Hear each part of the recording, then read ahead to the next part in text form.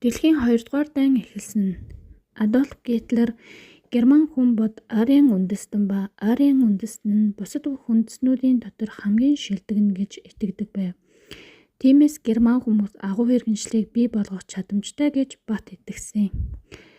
Ингэснээр Герман их гүрэн байгуулж хүн амаа өсгөхийн тулд илүү том газар нутагтай байх хэрэгтэй гэж үзв. Аль 1920-д онд Гитлер нацист дэглэм зөвлөлт толгойд улсын зүг буюу зүүн тишээ давшиж энэхүү хүссэн газар нутгаа олж авна гэж үзсэн. Зөвлөлт толгойд улсын газар нутгийг эзэлсэний дараагаар тэр газар нутагт нь Германы тариачид оршин суух ёстой.